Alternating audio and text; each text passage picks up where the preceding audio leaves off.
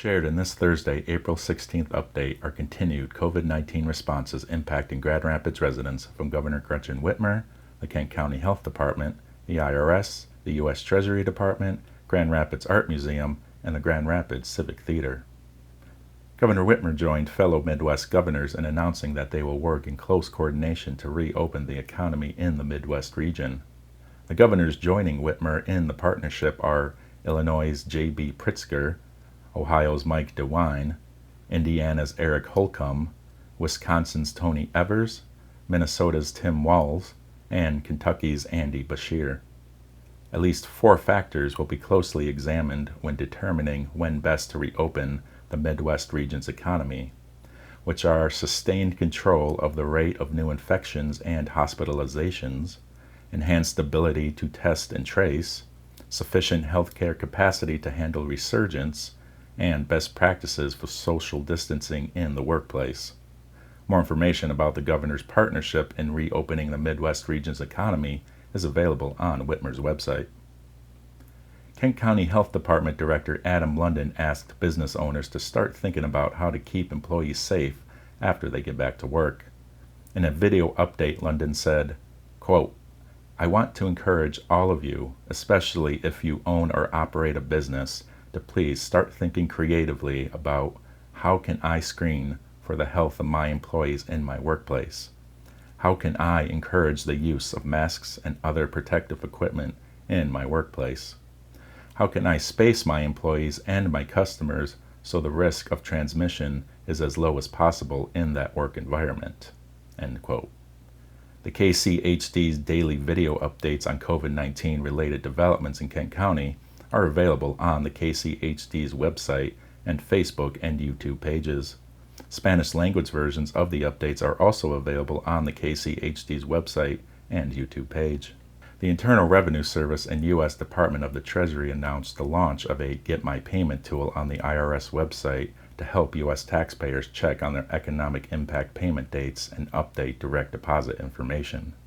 With an initial round of more than 80 million economic impact payments entering bank accounts over the last weekend and throughout this week, the Get My Payment tool will help address common questions such as the projected date when a deposit has been scheduled. The online tool is updated once daily and usually overnight. The IRS urges taxpayers to only use Get My Payment once a day given the large amount of people receiving economic impact payments. More information about the distribution of economic impact payments is available on the IRS's website. With museums in Michigan not reopening until at least April 30th, Grand Rapids Art Museum has continued offering Experience the Museum from Home resources on its website and social media to keep art lovers engaged. Quote, "Museums serve as an important place for inspiration, reflection, and comfort," Graham shared on its website. While Graham has temporarily closed, we remain committed to our mission of connecting people through art, creativity, and design. Available on Graham's website are virtual tours of its galleries and collection, artist interviews, and downloads for families, such as lesson plans, art activities, and gallery games for kids of all ages. Graham has also continued its Yoga at Graham partnership with AM Yoga by sharing AM Yoga's in-home sessions on its Facebook page. A full list of Graham's online resources during this time is available on its website.